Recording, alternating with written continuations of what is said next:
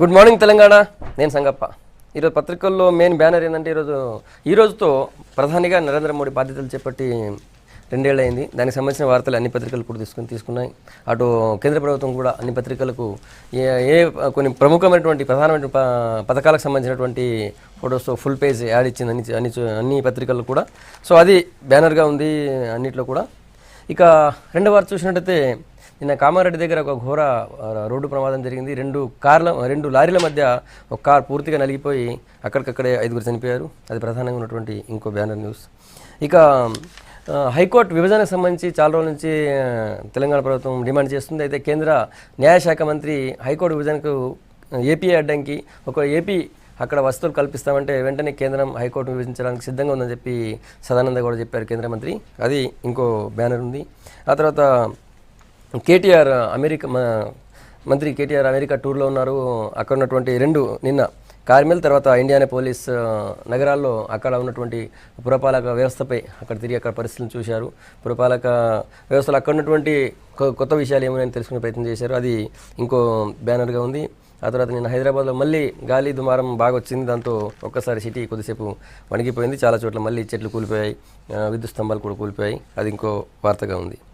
మనం ఫస్ట్ ఇప్పుడు నరేంద్ర మోడీ 2 ఏళ్ల పాలనపై మాట్లాడదాం. ఇష్యూపై మాట్లాడేందుకు మనతో టీడీపీ నుంచి దుర్గాప్రసాద్ గారు, తర్వాత కాంగ్రెస్ నుంచి బెల్లయ్య నాయక్ గారు, తర్వాత టీఆర్ఎస్ నుంచి ఎమ్మెల్సీ భానుప్రసాదరావు గారు ఉన్నారు.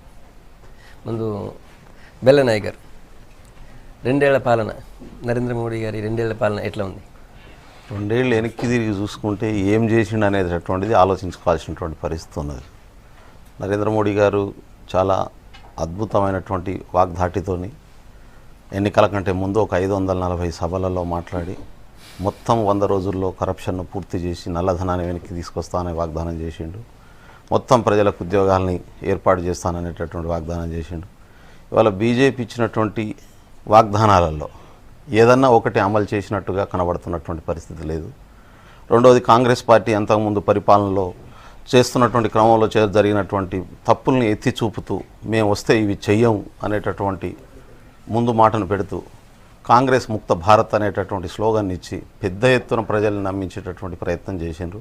ప్రజలు కూడా నమ్మి ఓట్లు వేసిండ్రు. కానీ ఆ ప్రజలే ఇవాళ అసహించుకుంటున్నటువంటి విసుక్కుంటున్నటువంటి పరిస్థితి ఉన్నది. ఇంకా అసహ్య దశకైతే రాలేదు. ఒక అసహనానికి గురి అవుతూ మాట్లాడడం ఒకటి చేసింది ఒకటి అనేటటువంటి పరిస్థితి అయితే వస్తున్నది. ఇంతవరకు బ్లాక్ మనీని తీసుకొచ్చినటువంటి సందర్భం లేదు. తీసుకురాకపోగా ఆర్ఎస్ఎస్ హిడెన్ ఎజెండా ఏదైతే ఉన్నదో దాన్ని ఇవాళ విశ్వవిద్యాలయాల్లో ఇంప్లిమెంట్ చేసేటటువంటి పని మాత్రం సక్సెస్ఫుల్గా మోడీ ప్రభుత్వం చేస్తున్నటువంటి పరిస్థితి ఉన్నది. రెండోది, డెమోక్రటిక్ ఫోర్సెస్ను, సోషలిస్టిక్ ఫోర్సెస్ను, ఒక ప్రజాస్వామ్య వాదుల్ని దేశవ్యాప్తంగా ఐలే గారు లాంటి వాళ్ళ మీద దాడులు చేస్తామని బెదిరించడం ద్వారా రకరకాల పద్ధతుల్లో ఇవాళ ఒక అసహనమైనటువంటి వాతావరణం, ఒక ప్రజాస్వామ్య వ్యతిరేకమైనటువంటి వాతావరణాన్ని క్రియేట్ చేయడంలో మోడీ ప్రభుత్వం అటువైపుగా అడుగులేస్తున్నట్టున్నది. రెండోది, విదేశాలు తిరగడంలో ఇవాళ భారతదేశంలో ఏ ప్రధాని తిరగనంత విదేశీ పర్యటనలు చేయడంలో మోడీ సక్సెస్ అయ్యిందని చెప్పొచ్చు. కానీ దాని ద్వారా ఇవాళ ప్రజలకు వచ్చింది ఏంది, భారతదేశానికి వచ్చింది ఏంది, ఎంత ప్రయోజనం వచ్చింది, వాళ్ళు చెప్పినటువంటి మాటల్ని చేతల్లో ఎంతవరకు చూపించగలిగింది. ఒక శ్వేతపత్రం కనుక విడుదల చేయగలిగితే బాగుంటుంది ఈ 2 ఏళ్ల పరిపాలన సందర్భంగా. కాబట్టి మోడీ ప్రభుత్వం మాటలలో కోటలు దాటింది, చేతలలో గడప దాటని పరిస్థితి అయితే ఉన్నది 2 సంవత్సరాల నుంచి. రైట్. చర్చలో బీజేపీ నుంచి ఎండ లక్ష్మీనారాయణ గారు వచ్చారు. భానుప్రసాద్ గారు, మీరు ఎట్లా చూస్తారు కేంద్రంలో 2 ఏళ్ల పాలన? అంటే 2 సంవత్సరాలు ఇప్పుడు బెల్లయ్య గారు చెప్పినటువంటి అంశాల్లో కొన్ని అంశాలని మనం పరిగణలోకి తీసుకుంటే ఇంకా 2 సంవత్సరాల క్రితం జరిగినటువంటి ఎన్నికల్లో దాదాపు 10 సంవత్సరాల కాంగ్రెస్ పాలనని, జరిగినటువంటి అవినీతిని, పెద్ద ఎత్తున స్కామ్స్ని, వీటన్నిటిని కూడా దృష్టిలో పెట్టుకుని ప్రజలు మోడీ గారి మీద నమ్మకంతో, అది బీజేపీ కంటే కూడా ఇక్కడ వ్యక్తిగతమైనటువంటి విజయంగా చెప్పక తప్పదు, మోడీ గారి యొక్క వ్యక్తిగత విజయంగా చెప్పక తప్పదు. ఆ పరిస్థితిలో అంటే ప్రజలంతా కూడా ఒక నమ్మకం, గట్టి విశ్వాసంతో ఈరోజు మోడీ గారికి ఓటేసి పెద్ద ఎత్తున, భారీ ఎత్తున మెజారిటీతో గెలిపించారు. అంటే గతంలో చూసుకున్నట్టయితే దాదాపు ఒక 15-20 సంవత్సరాల్లో ఏ వ్యక్తికి కూడా ఇంత భారీ మెజారిటీ కానీ, అంటే పార్లమెంట్లో అబ్జల్యూట్ మెజారిటీ వచ్చినటువంటి సందర్భం కూడా లేదు. అంతటి అబ్జల్యూట్ మెజారిటీ ఇచ్చి ప్రజలు ఆశించినటువంటిది ఏంటంటే కొన్ని నిర్ణయాత్మకమైనటువంటి నిర్ణయాలు తీసుకుంటారని, కొన్ని భారతదేశ దశని ఒక విధంగా మార్చేటువంటి ప్రయత్నం జరుగుతుంది అనేటువంటి ఆశతోని ఓటేసి ఆనాడు పివి నరసింహారావు గారు లాంటి మన రాష్ట్రానికి సంబంధించినటువంటి తెలంగాణ ప్రాంతానికి సంబంధించినటువంటి నేత పివి నరసింహారావు గారు ఒక మెజారిటీ లేకపోయినా కూడా ఏదో అక్కడికక్కడికి బొటాబొటిగా ఉన్నటువంటి ఇదితోని కూడా ఈ దేశానికి ఒక దిశ చూపెట్టినటువంటి పరిస్థితి. కానీ ఈరోజు అదే ఈ 2 సంవత్సరాల్లో మోడీ గారి పాలన కనుక చూసుకున్నట్టయితే ఏ రకమైనటువంటి నూతన విధానాన్ని కానీ లేకపోతే ఒక దేశానికి ఒక రానున్న దశాబ్దంలోనో రానున్న 2 దశాబ్దాలలోనో ఈ దేశం ఈ రంగంలో అభివృద్ధి చెందబోతుంది అనేటువంటి విధంగా చూపెట్టినటువంటి ఇదైతే ఏదీ లేదు. ముఖ్యంగా ఈ దేశంలో అత్యధిక మంది డిపెండ్ అయినటువంటి ఇది అగ్రికల్చర్ రంగం. మరి దురదృష్టవశాత్తు ఈ 2 సంవత్సరాల్లో వారు తీసుకున్నటువంటి అనేక నిర్ణయాలు రైతులకు వ్యతిరేకంగా ఉన్నాయి. ఈరోజు అంటే కరువు వల్ల కొంతవరకు పంటలు తక్కువగా రావటం వల్ల మనకు ఏర్పడలేదు. కానీ రేపు వర్షాలు బాగా పడినట్టయితే కనుక రేపు ఒకవేళ లేవీ ఎత్తేయటం ప్రభావం ఏ విధంగా పడబోతుంది అనేటువంటిది, రైతుల మీద ఏ విధంగా పడబోతుంది అనేటువంటిది కేంద్ర ప్రభుత్వం లేవీని ఎత్తేసింది. లేవీ ఎత్తేసినటువంటి దాని ప్రభావం ఏ విధంగా పడబోతుంది రైతుల మీద అనేటువంటిది రేపు తెలిసిపోతుంది. ఈ రకంగా అనేక నిర్ణయాలు ప్రజల వ్యతిరేకంగా ఉన్నాయి, రైతులకు వ్యతిరేకంగా ఉన్నాయి. అదేవిధంగా బాగా నడుస్తున్నటువంటి పాఠశాలను కూడా ఈరోజు చేతులు ఎత్తేసినటువంటి పరిస్థితి. Centrally aided schools, centrally run చేసేటువంటి స్కూల్స్ అన్నిటి కూడా రాష్ట్రాలు మీరే చూసుకోమని అన్నట్టు. అంటే ఒకవైపు అంటే మళ్ళీ ఏమన్నా అంటారు, నీతి ఆయోగ్ ద్వారా మీకు నిధులు పెంచాం కదా, నిధులు పెంచి దాన్ని మళ్ళీ విధులు పెంచిన తర్వాత దాంట్లో పెద్ద తేడా ఏముంటుంది? నిర్ణయం తీసుకునేటువంటి అవకాశం రాష్ట్రాలకు ఉండేటువంటి అవకాశం లేదు. రెండవది అయితే ఒక్కటి మాత్రం మనం చెప్పాలి ఏంటంటే, ఈ 2 సంవత్సరాలుగా గతంలో 10 సంవత్సరాలు కాంగ్రెస్ పార్టీలో అధికారంలో ఉన్నటువంటి యూపీఏ అధికారంలో ఉన్నటువంటి సమయంలో నెలకు ఒక స్కాము ఏ విధంగానైతే కనబడేదో ఆ రకమైనటువంటి స్కాములకు మాత్రం ఈ 2 సంవత్సరాలు ఎటువంటి అవకాశం రాకుండా గడిచిన మాట వాస్తవం. అందులో ఎటువంటి సందేహం లేదు. అయితే ఏదైనా పని చేస్తే కదా స్కామ్ అనేటువంటిది వచ్చేది అనేది కూడా ఒకటి ప్రజల్లో వినపడుతున్నటువంటి, ఏ పని చేయనప్పుడు స్కామ్ ఎక్కడి నుంచి వస్తుంది అనేటువంటిది కూడా ఒకటి వినబడుతుంది. ఏదీ లేదు, రొటీన్గా నడుస్తున్నప్పుడు దాంట్లో స్కామ్ ఎక్కడి నుంచి వస్తుంది అనేటువంటిది కూడా ఒక మాట వినబడుతుంది. ఈ ఇంటర్నేషనల్ విధానంలో కూడా చూసుకున్నట్టయితే మోడీ అనేక దేశాలు పర్యటించారు, చాలా సంతోషకరమైనటువంటి ఆహ్వానించదగినటువంటి పరిణామం. వివిధ దేశాలతో సత్సంబంధాలు కలిగి ఉండడం కూడా ఆహ్వానించదగింది. కానీ దాని ద్వారా మనం లబ్ధి పొందేటువంటి ఇది కూడా ఇంతవరకు ఏం కనబడలేదు. అది కూడా కనబడాల్సినటువంటి అవకాశం ఉండేది. ఈరోజు కాంగ్రెస్ పార్టీకి సంబంధించినటువంటి రాజీవ్ గాంధీ గారు చూసినట్టయితే ఆ రోజు ఆయన కనుక నిర్ణయం తీసుకుని ముందుకు పోతే భవిష్యత్తు కంప్యూటర్స్దే, భవిష్యత్తు టెక్నాలజీదే అని నిర్ణయం తీసుకోకపోయినట్టయితే ఈరోజు దేశం ఈ విధంగా టెక్నాలజీ రంగంలో ఇంత అభివృద్ధి చెందేది కాదు. అదేవిధంగా పివి నరసింహారావు గారు తీసుకొచ్చినటువంటి ఆర్థిక సంస్కరణల ద్వారా దేశం అభివృద్ధి చెందేది. అట్లాంటి నిర్ణయాత్మక నిర్ణయాలు ఏమైనా తీసుకుని దేశానికి దిశ చూపెడతారనేటువంటి నమ్మకం ఇంతవరకు అయితే కల్పించలేకపోయింది. రైట్. టీడీపీ ఎట్లా చూస్తుంది? మిత్రపక్ష పార్టీ కదా ఇది, టీడీపీ సంతృప్తికరంగా ఉన్నట్టేనా? గత 10 ఏళ్ల కాంగ్రెస్ పాలన కన్నా కూడా బెటర్ పొజిషన్లో ఉంది. ఇవాళ స్వతంత్రం వచ్చినాక 70 ఏళ్ళలో ఎక్కువ కాలం కాంగ్రెస్ పరిపాలించింది. ఎప్పుడు కాంగ్రెస్ ఇతర ప్రభుత్వాలు వచ్చినప్పుడు యూపీఏలో ఎన్డీఏ వచ్చినప్పుడు కానీ లేకపోతే అంతకుముందు యునైటెడ్ ఫ్రంట్ ఉన్నప్పుడు కానీ ఎప్పుడు చూసినా కూడా కాంగ్రెస్ కన్నా బెటర్గా పరిపాలించినాయి. ఇక మోడీ గారి 2 సంవత్సరాల పరిపాలన చూస్తే చాలా బెటర్గానే ఉంది. కాకపోతే వాళ్ళకు ఉన్నటువంటి ఆర్థికపరమైన సమస్యలు, పరిపాలన సమస్యలు చాలా వరకు ప్రభుత్వం వచ్చిన తర్వాత వాటిని కట్టడి చేయటం కోసం, వాటిని లైన్లో గాడిలో పెట్టడం కోసమే 7 నుంచి 8 నెలల కాలం పట్టింది. ఒక 8 నెలల కాలం పరిపాలన గాడిలో పెట్టడానికే సరిపోయింది. అంటే కాంగ్రెస్ పార్టీ గత 10 సంవత్సరాల్లో చేసినటువంటి దారుణాలని సరిచేస్తానికే ఇంత టైం పట్టింది. ఇవాళ స్కాములు భానుప్రసాద్ గారు కూడా చెప్పినారు బ్రహ్మాండంగా. ఇవాళ నీతివంతమైనటువంటి పాలన అనేది మనం చూస్తూ ఉన్నాం. అసలు అంతకుముందు సెంట్రల్లో ప్రభుత్వం ఉన్నప్పుడు, కాంగ్రెస్ పార్టీ ఉన్నప్పుడు నెలకో స్కామ్, 10 రోజులకో స్కామ్ వచ్చేది పెద్ద ఎత్తున. ఇకపోతే ఇచ్చిన వాగ్దానాలు వాళ్ళ సొంత మంత్రులైనా కూడా తీసుకుపోయి జైల్లో పెట్టారు. జైల్లో పెడితే ఏం లాభం? ఏమైనా కోట్ల రూపాయలు దోసేసినాక భారతదేశ ఆర్థిక వ్యవస్థ మాట్లాడుతున్నారా, మోడీ గురించి మాట్లాడుతున్నారా? మోడీ గురించే మాట్లాడుతున్నా సార్. మీరు ఎందుకు తొందరపడుతున్నారు? కాంగ్రెస్ పార్టీ చాలా గొప్పదన్నట్టు మీరు చెప్పబోతున్నారు. ఇవాళ దేనికి దాని కాంగ్రెస్ పార్టీ నిజంగానే చాలా గొప్ప. కాంగ్రెస్ పార్టీ మీకు మొన్నటిదాకా గొప్పదానిలాగా కనపడలే, ఇప్పుడు గొప్పదానిలాగా కనపడుతుంది. మీ స్టేట్మెంట్లన్నీ మేము చూసినాం. కానీ వద్దు, ఇక ఎందుకు దాన్ని లోతుకు పోతే.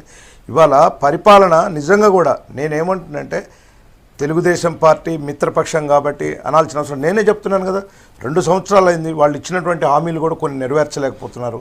పరిపాలనలో ఉన్నటువంటి దానివల్ల కొంత ఇచ్చినటువంటి హామీలు నెరవేర్చలేకపోతున్నారు. ఇంకా 3 సంవత్సరాల టైం ఉంది, ఖచ్చితంగా అవి నెరవేర్చాలి. మొత్తానికైతే భారతదేశానికి బెటర్ పరిపాలన అందిస్తూ ఉందని మేము భావిస్తూ ఉన్నాం. ముఖ్యంగా అనేక రకాలుగా పేదవాళ్ళకి ఈ జన్ధన్ ఇవాళ పత్రికలన్నీ కూడా ఏకపక్షంగా రాసినాయి. పత్రికలు ఎట్లా రాసినాయి, దాంట్లో ఏమాత్రం అవినీతి జరిగినా కూడా దాన్ని వేలెత్తి చూపేది. అట్లాంటిది చాలా పథకాలు, ఇప్పుడు మేక్ ఇన్ ఇండియా కానీ, లేకపోతే గ్యాస్ ఏదైతే ఉందో ఈ ప్రభుత్వం వచ్చిన తర్వాతనే ఎంతోమంది మిడిల్ క్లాస్ కన్నా కొంచెం అప్పర్ మిడిల్ క్లాస్ వాళ్ళు కూడా గ్యాస్ సిలిండర్స్ వాళ్ళు వచ్చేటువంటి బెనిఫిట్ని తీసుకోకుండా పోయింది ఈ ప్రభుత్వం ఇచ్చిన పిలుపు మేరకి. అంటే ఈ ప్రభుత్వము సరే పరిపాలన కాకుండా సామాజిక స్పృహతో కూడా ఇవాళ స్వచ్ఛ భారత్ ఒకటి ఉంది. స్వచ్ఛ భారత్ ఏంటంటే కాంగ్రెస్ పార్టీ 60 ఏళ్ళు పరిపాలించినా కూడా స్వచ్ఛ భారత్ గుర్తురాలా. వాళ్ళు పెద్దగా మాట్లాడతారు, పరిపాలనలో మేమేం చేసాం వాళ్ళు ఏం చేసాం అనుకోవాలి. ఇవాళ అసహనం గురించి మాట్లాడుతున్నారు. అసహనం కాంగ్రెస్ పార్టీకి 44 సీట్లు వచ్చిన అసహనమే ఈ దేశంలో పెద్ద ఇబ్బందిని కలగజేసింది. బీజేపీ మాట్లాడి లక్ష్మీనారాయణ గారు చాలా విమర్శలు వచ్చాయి, మీరేమో మొత్తం బాగా చేశామని మీరు అనుకుంటున్నారు, ఈ విమర్శలంటే ఏం చెప్తారు? ఏదైతే ఇవాళ 2 సంవత్సరాల పరిపాలన ముగిసి 3వ సంవత్సరంలో అడుగుపెట్టినటువంటి సందర్భంగా ఎన్నికల్లో ఏవైతే హామీలు ఇచ్చారో హామీలని బెల్లనాయక్ గారు చెప్తా ఉన్నారు. హామీలని అసలు నరేంద్ర మోడీ గారు ఒకటే విషయం చెప్పడం జరిగింది చాలా సందర్భాల్లో, చాలా సభల్లో, నాకు అవకాశం ఇవ్వండి అభివృద్ధి చేస్తా. ఇది ప్రధానమైనటువంటి హామీ ఆయనది. అభివృద్ధి చేస్తా అన్నది ప్రధానమైనటువంటి హామీ. ఇవాళ దాంట్లో భాగంగా అంటే నల్లధనం విషయంలో ఫస్ట్ డెసిషన్, నల్లధనం విషయంలో సుప్రీంకోర్టు డైరెక్షన్ ఏదైతే ఉన్నదో కాంగ్రెస్లో అప్పుడు చేయకపోతే నరేంద్ర మోడీ గారు వచ్చిన తర్వాత మొట్టమొదటిసారిగా అత్యున్నతమైనటువంటి దర్యాప్తు సంఘం ఇవ్వడం జరిగింది. ఒక 10,000 కోట్లు దాని నుంచి రికవరీ అయినటువంటి స్కీమ్ డిక్లరేషన్ అవకాశం ఏదైతే ఉన్నదో దాని నుంచి 10,000 కోట్లు రికవరీ అయినటువంటి విషయం వాస్తవం. అంటే అదొకటి దర్యాప్తు సంఘం ద్వారా డిక్లరేషన్ ద్వారా. మరొక విషయం ఏదైతే ఇవాళ దేశానికి కావాల్సినటువంటి ప్రాథమిక అవసరాలు ఏంటి? 24 గంటల కరెంటు దేశం మొత్తానికి కావాలా. 175 గెగావాట్ల కరెంటు ఉత్పత్తి కోసం నడుగట్టడం జరిగింది. ఆ రకంగా 22,000 మెగావాట్ల విద్యుత్తును ఇప్పటికే పెంచడం జరిగింది. అదేవిధంగా 21,000 మెగావాట్ల విద్యుత్తును ఎల్ఈడి బల్బుల సరఫరా ద్వారా మరి ఆదా చేసి ఈ దేశానికి ఆ యొక్క అవకాశాన్ని ఇవ్వడం జరిగింది. దేశం మొత్తం మీద 68 సంవత్సరాల పరిపాలన తర్వాత కూడా 18,000 గ్రామాలకు 18,577 గ్రామాలకు ఇప్పటికీ కరెంటు లేకపోతే అంటే అవి ఏమి మిగిలినాయి? గుట్టల మీద ఉన్నాయి, తాండలాలు ఉన్నాయి, లేకపోతే ఇంటీరియర్ ప్లేసెస్లో ఉన్న వాటికి సంబంధించి 1000 రోజుల్లో మరి వాటన్నిటిని విద్యుతీకరణ చేస్తున్నారు. దాంట్లో భాగంగా ఇప్పటికి 8,000 గ్రామాలకు విద్యుతీకరణ అయింది. రెండో విషయం జనధన్ యోజన. నేను ఒక విషయం ఇప్పుడు నేను దీంట్లో కరెంటు విషయంలో చెప్తున్నా. 2019 వరకు 24 గంటల కరెంటు యావత్ భారతదేశంలో అస్సాం నుంచి గుజరాత్ వరకు, కాశ్మీర్ నుంచి కన్యాకుమారి వరకు ఏ ఒక్క గ్రామం కానీ ప్రతి దానికి కూడా అది పారిశ్రామిక అవసరాలు కావచ్చు, వాణిజ్య అవసరాలు కావచ్చు, గృహావసరాలు కావచ్చు, మరి ఈ వ్యవసాయ అవసరాలు కావచ్చు, అన్నిటికి కూడా 24 గంటల కరెంట్ ఇచ్చే లక్ష్యంతో పనిచేస్తూ ఉంది. తెలంగాణ కూడా ఈ భారతదేశంలో అంతర్భాగంగా ఉన్నటువంటి నడిబొడ్డున ఉన్నటువంటి తెలంగాణ కూడా 24 గంటల కరెంట్ వస్తుంది. ఈ విషయం 100% ఇది. రెండో విషయం ఏదైతే ఇవాళ ఉపాధి హామీ నిధులు కేంద్రం పెంచడం జరిగింది. ప్రతిపక్షాలు ఆశించినాయి కాంగ్రెస్ వీళ్ళు దించుతారేమో తగ్గిస్తారేమో అని, కాదు నిధులు పెంచారు. 10 దినాలు 60 రోజులలో 10 దినాలు కూడా పెంచారు. మరి అదే రకంగా ఇవాళ ఏదైతే డిజిటల్ ఇండియా కేటీఆర్ గారు వెళ్ళి గ్రామాల్లో మొత్తం డిజిటలైజేషన్ చేస్తాను. ఏ రకంగా ఆ మాట్లాడే ధైర్యం ఎవరిచ్చిర్రు? కేంద్రం ఇచ్చింది. కేంద్రం స్పాన్సర్డ్ ప్రోగ్రామ్ డిజిటల్ ఇండియా పేరు మీద 2,50,000 గ్రామ పంచాయతీలకు 6,50,000 గ్రామాలకు మొత్తం డిజిటలైజేషన్ 2018 వరకు ఏదైతే నెట్ స్పీడ్ వేగవంతమైనటువంటి అంతర్జాల కనెక్షన్ ఇవ్వడానికి స్వచ్ఛ భారత్ కింద వాళ్ళు చెప్పారు కాబట్టి వాళ్ళు ఏం చేయలేదు, అసలు చేయలేదు అని అన్నారు.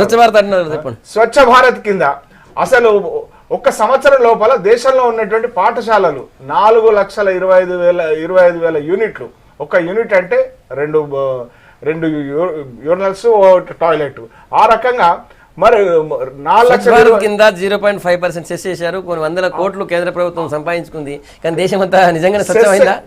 మీరు ఒకటి సంపాదించుకుందనే దానికి రుజువులు కావాలా? రుజువులేంది ఆల్రెడీ ప్రతి చోట అది చేస్తూనే ఉన్నారు కదా. నేను ఒక విషయం, దేశం మొత్తం మీద అంటే ఇవాళకి కూడా ఏదైతే ఆరు బయట వెళ్తున్నటువంటి బహిర్భూమికి ఆరు బయట వెళ్తున్నటువంటి దాన్ని 2019 వరకు యావత్ దేశంలో ప్రతి ఒక్క ఇంటికి టాయిలెట్. అదే రకంగా ప్రతి ఇల్లు లేనటువంటి వాళ్లకు 2022 స్వతంత్రం వచ్చి 75 సంవత్సరాలు అయ్యేసరికి ప్రతి ఒక్కరికి ఇల్లు, దాంట్లో భాగంగా 90,000 ఇల్లు ఈ రాష్ట్రానికి ఇవ్వడం జరిగింది. 1,45,000 2 లక్షల రూపాయలు చొప్పున ఈ రాష్ట్రానికి ఇవ్వడం జరిగింది. ఈ రాష్ట్రం దానికి మ్యాచింగ్ చేసి ఏదైతే ఇంకో బెడ్రూమ్ కలిపి ఎగ్జిక్యూట్ చేయాల్సినటువంటి అవసరం ఉన్నది. అదేవిధంగా రోడ్ల విషయంలో అండి, ఈ రాష్ట్రానికే 43,000 కోట్ల రూపాయలకు సంబంధించినటువంటి రోడ్లకు సంబంధించి శాంక్షన్ ఇచ్చింది. డీటెయిల్ ప్రాజెక్ట్ రిపోర్ట్ కోసం అడిగింది. ఇంకా కొన్ని రోడ్స్ ఆన్ గోయింగ్ నడుస్తూ ఉన్నాయి. ఆ రకంగా స్వతంత్రం వచ్చిన తర్వాత ఇంత పెద్ద ఎత్తున రోడ్ల నిర్మాణం జరిగినటువంటి సందర్భం లేదు. బెల్లనాయక్ గారు చెప్పారు యూనివర్సిటీలో ఎజెండా అని. వారు పార్లమెంటు ఫాలో అవుతున్నారో లేదో స్మృతి ఇరానీ గారు చాలా స్పష్టంగా చెప్పారు. యూనివర్సిటీలకు సంబంధించినటువంటి వైస్ ఛాన్సలర్లను ఒక్కరిని కూడా మార్చలేదు గత ప్రభుత్వం ఉన్నటువంటి. వాళ్ళని అడగండి ఎక్కడన్నా ఏ రకమైనటువంటి డిఫరెన్స్ కానీ కాషాయీకరణ అనేటువంటి అడిగారు. అయితే నేను అడుగుతాను బెల్లనాయక్ గారికి, అసలు రాహుల్ గాంధీ ఇక్కడికి వచ్చిండు, ఇక ఏది హైదరాబాద్ యూనివర్సిటీకి, రాహుల్ గాంధీ హైదరాబాద్ యూనివర్సిటీకి వచ్చిండు, అసలు ఇష్యూ ఏంది, జరిగింది ఏంది, మరి దాని మీద అసలు రాహుల్ గాంధీ రాహుల్ గాంధీ ఇష్యూ మాట్లాడదాం. మోడీ వచ్చిన తర్వాత ఏమేమి చేశామని చెప్పారు ఆయన చెప్పిన దాంట్లోనే ఏదన్నా ఒక విధానపరమైనటువంటి కొత్త నిర్ణయం ఉందా? విధానపరమైన నాకు అడగ మీరు చెప్పారు కదన్నా, ఆల్రెడీ గత ప్రభుత్వం డిజిటల్ ఇండియా అనేటటువంటిది కాంగ్రెస్ పార్టీ హయాంలో తీసుకొచ్చిన పథకాన్ని కొనసాగించారు. అది ఎక్కడి నుంచి మొదలైంది? రాజీవ్ గాంధీ గారి నుంచి మొదలైంది, అందరికీ తెలిసినటువంటి విషయమే. కాబట్టి ఇవాళ ఎఫ్డిఐ డైరెక్ట్ ఇన్వెస్ట్మెంట్లను కాంగ్రెస్ పార్టీ 49% ఉంచితే డిఫెన్స్లోనే వాళ్ళు 50% దాటించినటువంటి పరిస్థితి. 50% లేదు, 49%, 51% ఈ కంట్రీ. దయచేసి లక్ష్మణ గారు మళ్ళీ మీరు చెప్పారు, అబద్ధం చెప్పట్లేదు. మీ బడ్జెట్ ప్రవేశపెట్టింది కాబట్టి ఇండియా. అంతకుముందు మేము 25%లోనే ఉన్నాం. వాళ్ళ బేసికల్ పాలసీ నుంచి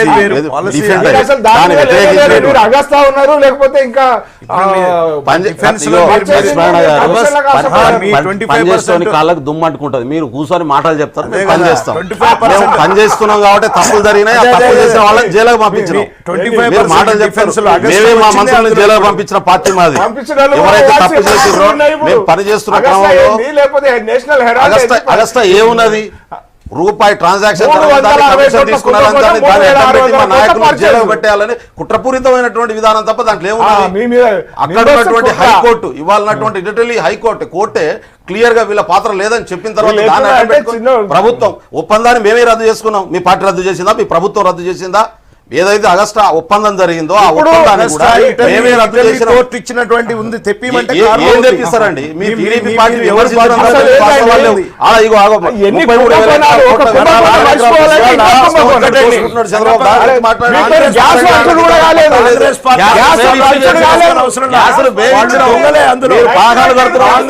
మరుగుదొడ్ల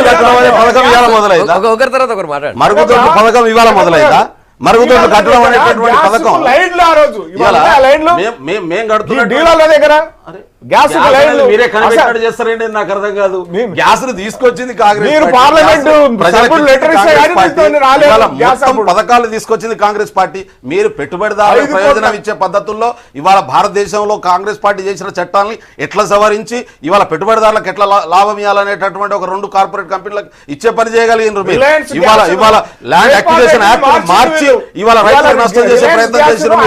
ఇవాళ 4 రాష్ట్రాల్లో రైతులు చచ్చిపోతుంటే ఒక్క రైతును ఆదుకునే పని రిలయన్స్ గ్యాస్ గురించి చెప్తాం. మీరు గ్యాస్ గురించి అన్నారు కదా, చెప్పండి. రిలయన్స్ గ్యాస్ ను ఆ రోజు జైపాల్ రెడ్డి గారిని పెట్రోలియం శాఖ మంత్రి నుంచి మార్చిండ్రు. ఇవాళ కేంద్రం 8 రూపాయలు ఉన్నదాన్ని 5 రూపాయలకు కుదించింది. అదే రిలయన్స్ ని అదే రిలయన్స్ ప్రయోజనం ఇవ్వడం కోసమే ఇవాళ చట్టాలను మారుస్తున్నటువంటి రిలయన్స్ ప్రయోజనాల కోసము ఇవాళ ల్యాండ్ అక్విజిషన్ చట్టాన్ని మార్చే ప్రయత్నం చేసినటువంటి ల్యాండ్ అక్విజిషన్ చట్టాన్ని మార్చే ప్రయత్నం చేస్తున్నది? ఆసుపత్రి కేంద్ర నిర్మాణం ప్రభుత్వం ఏం కావాలా? చట్టం రోడ్ల చేసింది? నిర్మాణం కావాలా? పరిపాలన నిర్వహించడం కాదు. బన్ గారు. ఏ రకమైనటువంటి ప్రాజెక్టు చట్టాన్ని నిర్మాణం కావాలా? తీసుకొచ్చింది ఇవాళ వరకు? కొత్త చట్టం ఏమైనా తెచ్చిందా? రైట్, ఇవాళ ఒక ప్రజలకు నిమిషం. తేలిచ్చేది ఏమైనా చేసిందా? ఇవాళ మరుగుదొడ్లు కట్టడం అనేటటువంటిది కాంగ్రెస్ పార్టీ మొదలు పెట్టింది, మీరు కొనసాగిస్తున్నారు. మొదలు పెట్టింది. మొదలు పెట్టింది. ఈ పార్టీ విద్యుదీకరణ, దయచేసి విద్యుదీకరణ అనేటటువంటి భారతదేశంలో టౌన్లకు పరిమితమైంది. 1950లో భారతదేశానికి స్వతంత్రం వచ్చినప్పుడు పట్టణాలకు పరిమితమైన విద్యుత్తును ఇవాళ భారతదేశం మొత్తం వరకు సంవత్సరం నుంచి సంవత్సరం ఎక్స్పాండ్ చేసుకుంటూ విద్యుత్ ఎరువుల ఫ్యాక్టరీ. దాన్ని మీరు కొనసాగిస్తున్నారు. మీరు కొత్తగా 1992 చేయలేదు. లో మేము మూసేసి పోటీ రామగుండం చేసిన ఎరువుల కరెంటును ఫ్యాక్టరీ. ఇవాళ సేవ్ చేసి కేంద్రంలో ముందుకు వచ్చే బీజేపీ ప్రయత్నం అధికారంలోకి వచ్చినాక మీరు ఎరువుల ఎక్కడ ఎరువుల చేశారు? ఫ్యాక్టరీ- ఎరువుల ఫ్యాక్టరీ కరెంటు తయారు మీరు కోసం తెచ్చిర్రా? ఎరువుల కాంగ్రెస్ ఫ్యాక్టరీ పార్టీ బీజేపీ తీసుకొస్తే ఇప్పటికి ఇప్పుడు దాన్ని చేయలేదు. కొనసాగిస్తున్నారు మీరు. ఎరువుల ఫ్యాక్టరీ కోసం వెంకటస్వామి మొదలుకుంటే మొన్న వివేక్ గారితో సహా వాళ్ళందరూ పోరాటం చేసి 1900 పోరాటం చేసి కాదండి, వాళ్ళ గవర్నమెంట్ నుండి వాళ్ళు పోరాటం చేసేది 92లో మూసేసారు. 92లో అవినీతిలో మరి వాళ్ళ కేంద్రంలో బీజేపీ వచ్చినాక బీహార్ ముఖ్యమంత్రితో సహా కూర్చుంటే రాజస్థాన్ ముఖ్యమంత్రి, మధ్యప్రదేశ్ ముఖ్యమంత్రితో సహా భాను గారు. అవినీతిలో కూరుకొని రైట్, వాళ్ళ ఒక్క చర్య నిమిషం. తీసుకోవడం చేత ఒక్క కాలేదు. నిమిషం ఉండండి. భాను గారు. మీరు ఆరోపణలు మీరు ఆగండి, లేదా? మీరు ఆగండి. ముఖ్యమంత్రికి ఈ రాజస్థాన్ రైట్ ముఖ్యమంత్రి సార్. ఇక్కడ లేదా? మీరు ఆగండి, వేరే రాష్ట్రాలు వదిలేయండి. ఇప్పుడు వాళ్ళు చెప్పినటువంటి ఫర్టిలైజర్స్కి సంబంధించినటువంటి యూనిట్ రామగుండంలో ఏదైతే చెప్తున్నారో నా నియోజకవర్గానికి సంబంధించింది కాబట్టి నేను చెప్తున్నాను. దాన్ని ప్రారంభించడానికి పూర్తి హంగులు పూర్తయి సంవత్సరమైనా ఈరోజటి వరకు ప్రధానమంత్రి గారి సమయం ఇవ్వకపోవటం వల్ల సంవత్సర కాలం నుంచి పెండింగ్లో ఉంటుంది. సంవత్సర కాలం నుంచి పెండింగ్లో ఉంది. అది గతంలో ఈరోజు వచ్చినటువంటి ఇది కాదు. అది గతంలో 92 నుంచి మూసేసినటువంటి ఫ్యాక్టరీని 5,100 కోట్లు కేటాయించి మీరు మాట్లాడిన సరే, సరే. ఒక్క నిమిషం. దానికి సంబంధించినంత వరకు గతంలో కాంగ్రెస్ పార్టీలో గత 3-4 సంవత్సరాలుగా జరిగినటువంటి పోరాటాలు కాంగ్రెస్ పార్టీలో ఆ రోజు వివేక్ గారు కానీ మేము కానీ అక్కడ ఉన్నటువంటి స్థానిక నాయకత్వం కానీ అందరం చేసినటువంటి పోరాటంలో అప్పుడే దాని మూవ్మెంట్ జరిగింది. ఆల్మోస్ట్ ఫైనలైజేషన్ స్టేజ్లోకి వచ్చిన తర్వాతనే అప్పుడు బీజేపీకి వచ్చిన తర్వాత బీజేపీ కూడా దాన్ని కొనసాగించింది. దాన్ని ఈరోజు ఫైనల్గా ఓపెన్ చేసేటువంటి స్థితికి తీసుకొచ్చింది. కానీ గత సంవత్సర కాలంగా మాత్రం మోడీ గారి టైం ఇవ్వకపోవడం వల్లనే సంవత్సర కాలం పెండింగ్ పడింది. అది ఇప్పటి వరకు కూడా పెండింగ్లోనే ఉంది. 2 సార్లు 3 సార్లు టెంటేటివ్ డేట్స్ వచ్చినా కూడా మరి అవి కన్ఫర్మ్ కాలేదు. ఉన్నది డెఫినెట్గా దాంట్లో కాంగ్రెస్ పార్టీ రోల్ ఉంది, బీజేపీ రోల్ ఉంది, రెండింటి రోల్ ఉంది. అది ఏ ఒక్కరు కూడా మూతపడడంలో ఒకళ్ళ రోల్ ఉన్నది, ఓపెన్ చేయడంలో ఒకళ్ళ రోల్, రెండిట్లో మొత్తంగా రోల్ ఉన్నది. ఓపెన్ చేసే ప్రక్రియ మూతపడటంలో టోటల్ గా 1992లో మూతపడ్డదండి. నేను చెప్పేదేనండి, మూతపడటంలో టోటల్ గా కాంగ్రెస్ పార్టీ రోలే ఉంది. మూతపడ్డంలో ఆంధ్ర నాయకుల రోల్ ఉన్నది. మూతపడ్డంలో ఏ పార్టీ ఉన్నా ఆ రోజు ఆంధ్రప్రదేశ్ పరిపాలిస్తున్నటువంటి నాయకుల రోల్ ఉన్నది. దాన్ని తెరవడంలో కూడా కాంగ్రెస్ పార్టీ రోలే ఉన్నది. మూతపడటంలో టోటల్ గా దాన్ని తీసుకొచ్చింది కూడా కాంగ్రెస్ నాయకత్వం. మా వివేక్ గారు కొట్లాడితేనే అది ఇక్కడ దాకా వచ్చింది. మీకు తెలుసా విషయం? మూతపడటంలో టోటల్ గా కాంగ్రెస్ పార్టీ రోల్ ఉంది. దాన్ని తెరుచుకోవడంలో కూడా కాంగ్రెస్ పార్టీ రోల్ ఉంది, బీజేపీ రోల్ ఉంది, ఇద్దరి రోల్ కూడా ఉంది. కాబట్టి మనం దాన్ని ఎవరొకరికో ఆపాదించేటువంటి ఇది లేదు డెఫినెట్గా. కాకపోతే ఇక్కడ మనం ఒక్కటి చేయాల్సింది ఏంటంటే, ఈరోజు గతంలో ఉన్నటువంటి ప్రభుత్వాలు కాంగ్రెస్ పార్టీ యూపీఏ అధికారంలో ఉన్న రోజులు 2 ఏళ్లలో చాలా గొప్ప సంస్కరణలు తెచ్చాము, చాలా గొప్ప మార్పులు తెచ్చామని చూసుకున్నట్టయితే యూపీఏ అధికారంలో ఉన్నటువంటి సమయంలో ఇంటర్నేషనల్ క్రూడ్ ప్రైస్ ఏ విధంగా ఉండేది, ఈరోజు ఈ 2 సంవత్సరాలు ఇంటర్నేషనల్ క్రూడ్ ప్రైస్ ఏ విధంగా, దాని ద్వారా కేవలం ఒక క్రూడ్ ప్రైస్ తగ్గడం ద్వారానే ఈ దేశానికి ఎంత లాభాలు వచ్చినాయి అనేటువంటిది అందరికీ తెలుసు. అదేవిధంగా క్రూడ్ ప్రైస్ తగ్గినప్పుడు తగ్గించాల్సినటువంటి ప్రైస్ని కూడా తగ్గించలేదు. తగ్గించకుండా ఇంకా ట్యాక్సెస్ పెంచి దాన్ని కంటిన్యూ చేసినటువంటి పరిస్థితి. కాంగ్రెస్ పుణ్యమే అది. తగ్గించకపోవడానికి కారణం సెంట్రల్ గవర్నమెంట్ చేతిలో లేదు. కాంగ్రెస్ చేసిన ఘనకార్యమే అది. ఇప్పుడు నిమిషం మీరు మాట్లాడినప్పుడు నేను మధ్యలో రాలేదు. మీరు ముగ్గురు ఎప్పుడు ఎంతసేపు మాట్లాడినా కూడా నేను ఒక మాట కూడా మాట్లాడేటప్పుడు మీరు తర్వాత చెప్పదలుచుకుని చెప్పండి. అది ఎవరి పుణ్యం అనేది తర్వాత చెప్పండి. ఈరోజు మరి అవినీతి గురించి మాట్లాడుతున్నారు లక్ష్మీనారాయణ గారు, గతంలో జరిగినటువంటి స్కామ్ల గురించి మాట్లాడుతున్నారు. నిన్నగా మొన్న విజయమాల్య ఎట్లా తప్పించుకుపోయాడండి ఇక్కడ నుంచి, ఈ దేశం నుంచి? దానికి బాధ్యులు ఎవరు? అక్కడ కూర్చుని స్టేట్మెంట్లు ఇస్తాడా? నేను రాను ఇండియా. ఆయన రాజీనామాని యాక్సెప్ట్ చేస్తారా? డిస్మిస్ చేయకుండా రాజీనామాని యాక్సెప్ట్ చేయాలి. చేశారు. చేశారు. మళ్ళీ వాపస్ ఇచ్చేసి రాజీనామాని యాక్సెప్ట్ చేసింది సార్. రాజీనామాని యాక్సెప్ట్ చేసిండ్రు. ఒకసారి ఏదో రాజీనామాని ఎట్లా యాక్సెప్ట్ చేస్తారు? రిజెక్ట్ చేసినారు. డిస్మిస్ చేయాలి అన్ని. అటువంటిది రాజీనామాని గౌరవంగా అన్ని యాక్సెప్ట్ చేసిండ్రు. నేను అనేది ఒక ఈ దేశాన్ని ముంచి ఈ దేశంలో ప్రజల్ని ఆర్థిక వ్యవస్థని బ్యాంకులని ముంచి పోయినటువంటి వ్యక్తికి అంత గౌరవం ఇవ్వాల్సినటువంటి అవసరం గౌరవం ఎందుకు ఇచ్చారు? మరి రాజీనామా ఎందుకు యాక్సెప్ట్ చేస్తారు? నేను ఒక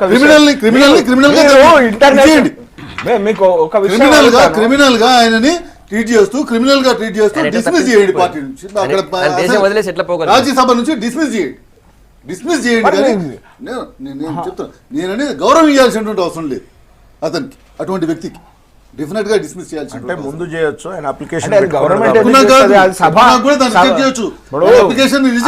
సభ చైర్మన్ సభ సంబంధించినటువంటి వ్యవహారం వారు తొందరపడకండి. ఎందుకంటే అక్కడ రాజ్యసభలో ఈ ఇరుపక్షాలు కూడా మెజారిటీలో ఉన్నాయి, వీళ్ళ మెజారిటీలో ఉన్నారు. మరి వీళ్ళ మద్దతు రాదనుకుని ఆ నిర్ణయం తీసుకున్నారో నాకు తెలియదు.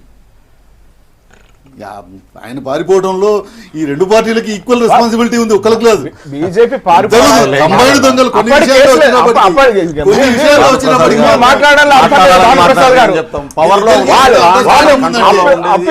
విషయాల్లో రాజ్యసభ సభ్యుడు నేను కంప్లీట్ చేయండి. కొన్ని విషయాల్లో ఈ రెండు రాజకీయ పార్టీలకి ఎంత అండర్స్టాండింగ్ ఉంది అని అంటే దేశంలో ముఖ్యంగా స్కాముల్లో సెంటర్లో మీరు కూడా అవగాహనతో ఉన్నారని ముఖ్యంగా నేను చెప్పేది మాకు సంబంధం లేని అంశాల గురించి చెప్తున్నాను. సంబంధం లేదు కాదు,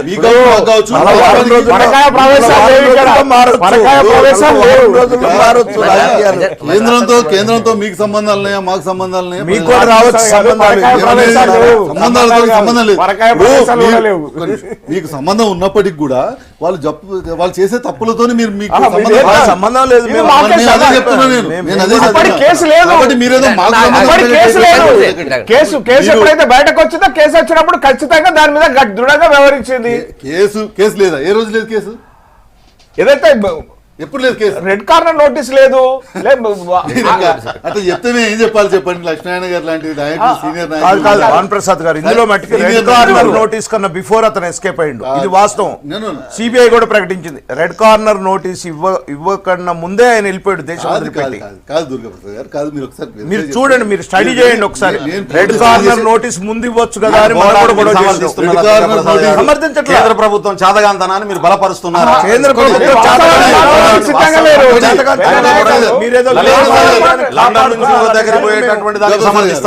రెడ్ కార్నర్ నోటీస్ తో సంబంధం లేదు.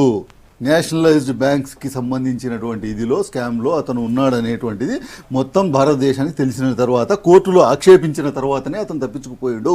అంతేకాదు ఎవరు? భారత ప్రభుత్వమే. నోటీస్ ఇచ్చేది ఎవరు? భారత ప్రభుత్వమే.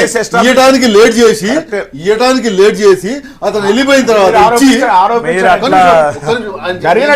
నేను మొదలు ఆరోపణ చేయలేదు కానీ రెడ్ కార్నర్ నోటీస్ వచ్చిన తర్వాతనే ఆయన వెళ్ళిపోయినానంటే వెళ్ళిపోయాడు రెడ్ కార్నర్. నేను అదే చెప్తున్నా. నేను రెడ్ కార్నర్ నోటీస్ ఇవ్వాల్సింది ఎవరు?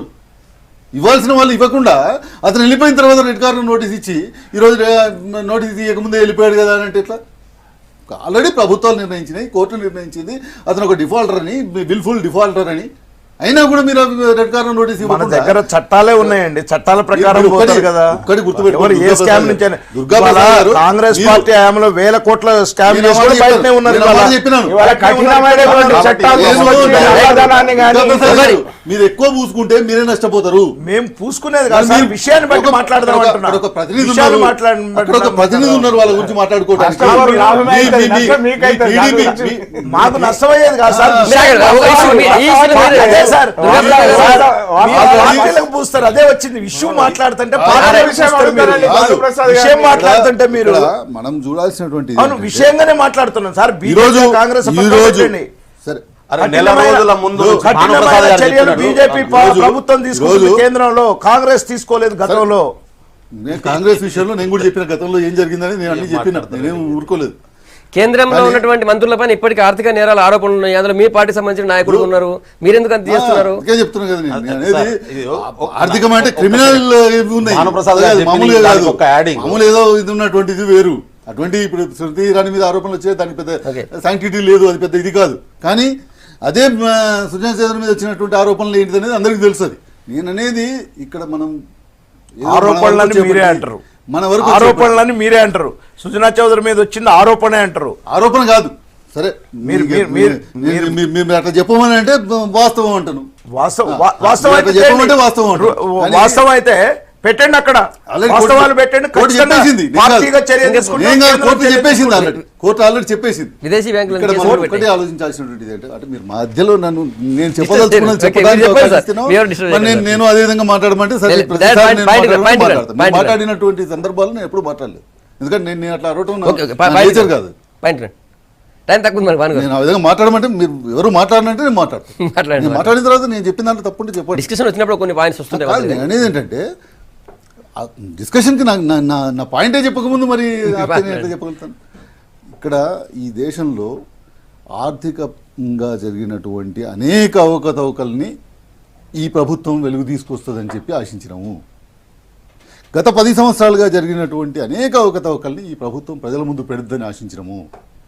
కానీ ఈ ప్రభుత్వం ఎప్పుడైతే వాళ్ళకి రాజ్యసభలో ఏదైనా అవసరం పడ్డ రోజున మాత్రమే అటువంటి ప్రయత్నం చేసి బెదిరించే ప్రయత్నం చేస్తుంది తప్పితే నిజంగా అటువంటి అవకతవకలన్నింటినీ కూడా ప్రజల ముందుకు తెచ్చేటువంటి ప్రయత్నం చేయట్లేదు. రైట్. ఏదో లేకపోతే వాళ్ళకి ఏ రోజైనా ఇది వచ్చినటువంటి ఇబ్బంది వచ్చినటువంటి పరిస్థితుల్లో మాత్రమే అటువంటి ప్రయత్నం జరుగుతుంది తప్పితే రైట్. ఒక మీరు ఎక్కువ ఆగండి. రెండోది. ఎన్ని లక్షలు? రెండోది. అన్నేనా? స్వచ్ఛ భారత్ ఈ పాయింట్ మీద మాట్లాడదాం. స్వచ్ఛ భారత్ భాను గారికి. గురించి- భాను గారికి. స్వచ్ఛ భారత్ గురించి చెప్పారు. అదేం కొత్త స్కీమ్ కాదు, గతంలో ఉన్నటువంటిదే. గతంలో కంటిన్యూ అయినది స్కూళ్ళల్లో టాయిలెట్స్ నిర్మాణం ఈ రోజు స్టార్ట్ అయింది ఏం కాదు. గతంలో ఉన్నటువంటి స్కీమ్నే కొనసాగించడం జరిగింది, దాన్నే కంటిన్యూ చేయడం. గ్యాస్కు సంబంధించినటువంటి విషయం చెప్పారు. గ్యాస్కు సంబంధించినటువంటి విషయం కూడా కాంగ్రెస్ పార్టీ అదే అధికారంలో ఉన్న యూపీఏ అధికారంలో ఉన్నప్పుడు వచ్చింది, దాన్నే ఆ స్కీమ్ని కొనసాగించడం జరిగింది. ఈరోజు ఆ రోజు ఎలక్షన్ సమయంలో మోడీ గారి ఎలక్షన్ సమయంలో పెద్ద ఎత్తున సంస్కరణలు తీసుకొస్తామని చెప్పారు. ఏది ఈ టాక్సేషన్ విధానంలో పెద్ద సంస్కరణలు తీసుకొస్తామని చెప్పి పెద్ద ఎత్తున మీడియాలో ప్రచారం చేసినటువంటి పరిస్థితి ఉంది. కానీ అటువంటి సంస్కరణ ఈ రోజు వరకు ఒక్కటి కూడా రాలేదు. ఒక్క సంస్కరణ కూడా టాక్సేషన్ విధానంలో వచ్చినటువంటి సందర్భం లేదు. మనం టాక్సేషన్ ఈరోజు భారతదేశంలో ఉన్నటువంటి టాక్సేషన్ పద్ధతులలో కనుక చూసుకున్నట్టయితే ఎవరైతే ట్యాక్స్ కడుతున్నారో వాళ్ళ మీద ఎక్కువ ప్రెషర్ చేసి మళ్ళీ కేసులు పెట్టి మళ్ళీ చేసేటువంటి పరిస్థితి ఉంది. అసలు ఘటన వాళ్ళ మీద ఎన్ని కేసులు బుక్ చేసినారు అనేటువంటిది ఈ ప్రభుత్వం వచ్చిన తర్వాత ఇంతవరకు ఎప్పుడూ రిటర్న్ ఫైల్ చేయనటువంటి వాళ్ళతో ఎంతమందితో రిటర్న్స్ ఫైల్ చేయించారు అనేటువంటిది ఇక్కడ ఇది లేనటువంటి పరిస్థితి.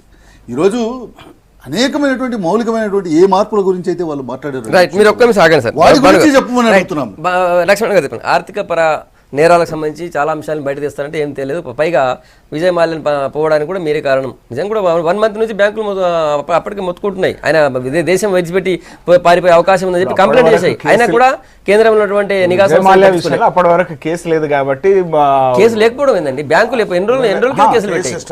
ఎస్టాబ్లిష్ కాలేదు. దానికి టెక్నికల్ సుప్రీం కోర్టు జడ్జిమెంట్ ఇచ్చింది. జడ్జిమెంట్ ఇచ్చిన అక్కడ రికార్డెడ్ కేసు జడ్జిమెంట్ ఇచ్చారు. రైట్. ఒకటి. రెండో విషయం ఏదైతే ఇవాళ బొగ్గు గన్లకు సంబంధించినటువంటి వాటిని ఏదైతే కోర్టు క్యాన్సర్ రద్దు చేసిందో అప్పుడు కోర్టుకు మా ఇన్ఛార్జ్ మినిస్టరు గంగారాం ఆహిర్ గారు దాన్ని కుంభకోణం వెలికి తీయడం జరిగింది. ఆ వెలికి తీసిన కుంభకోణం అప్పుడు 10,000 కోట్ల లోపల మొత్తం బొగ్గు గన్లు అప్పచెప్తే ఇవాళ 43 బొగ్గు గన్ల యాక్షన్ పారదర్శకంగా యాక్షన్ చేసి 3,30,000 కోట్లు ఇవాళ ఈ యొక్క దేశ సంపదను రాబట్టినటువంటి ఘనత భారతీయ జనతా పార్టీ కేంద్ర ప్రభుత్వం నరేంద్ర మోడీ గారికి. మరి అదేవిధంగా ఇవాళ ఏదైతే 2G స్పెక్ట్రానికి సంబంధించి 1,10,000 కోట్లు రికవరీ అయినటువంటి పరిస్థితి. జైలు పంపారు, రికవరీ చేసిందండి. అప్పటికి జైలుకి ఆల్రెడీ రాజా జైలుకి పోయింది కదా. రికవరీ ఆస్తి రికవరీ చేసినటువంటి పరిస్థితి. అదే రకంగా ఇవాళ అగసా హెలికాప్టర్లకు కుంభకోణానికి సంబంధించి అది తప్పనిసరిగా అది బయటకు వస్తుంది. 360 కోట్లు ఎవరు తీసుకున్నారు, ఏ స్థాయి నాయకులు తీసుకున్నారో అది బయటకు వస్తుంది.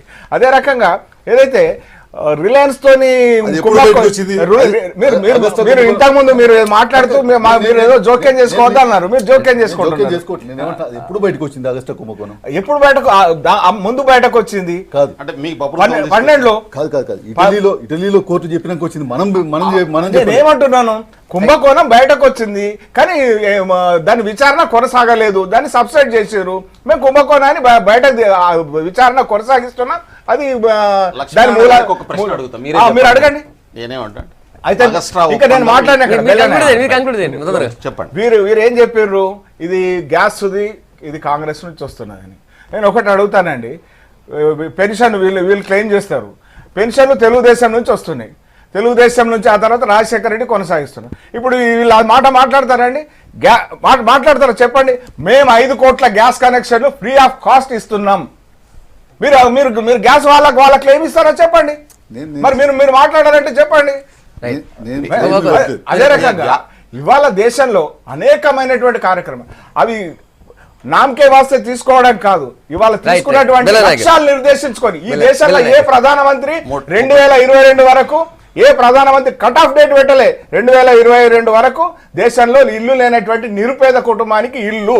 అదే రకంగా 2019 మహాత్మా గాంధీ జయంతి వరకు ఏదైతే అంటే మహాత్మా గాంధీ 125వ లక్ష్మణ గారు చేస్తే మంచిది. మీరు ప్రకటించిన పథకాలు అందరికీ ఆ రకంగా వీళ్ళే చెప్పారు. బెల్లనాయక్ గారు వీళ్ళే చెప్పారు.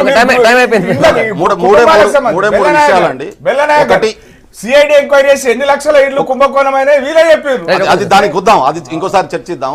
ఒకటి, కాంగ్రెస్ పార్టీ పని చేసుకుంటూ పోతున్నది. వీళ్ళు చెప్పినటువంటి అగస్టా కుంభకోణం, అగస్టాకు సంబంధించి ఇటలీతోని హెలికాప్టర్ల ఒప్పందం యూపీఏ గవర్నమెంట్ చేసుకున్నది. దాంట్లో అవకతవకలు జరుగుతున్నాయని చెప్పి ఆ ఒప్పందాన్ని రద్దు చేసింది.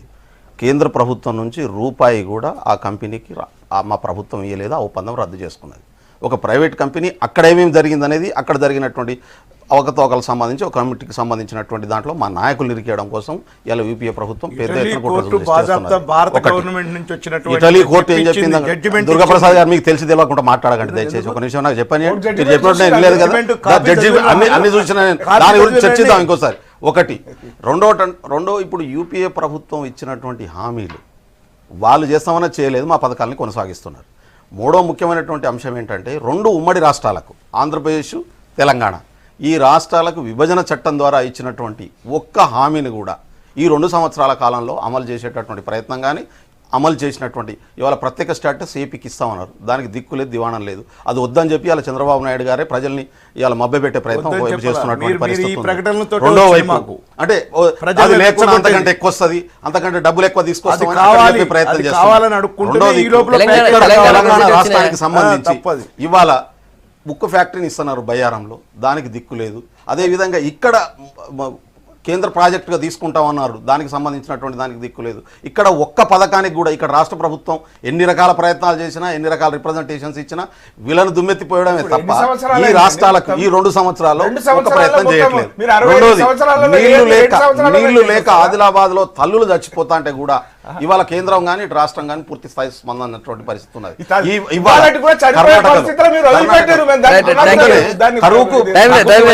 ఎవరేం చేయలేరు.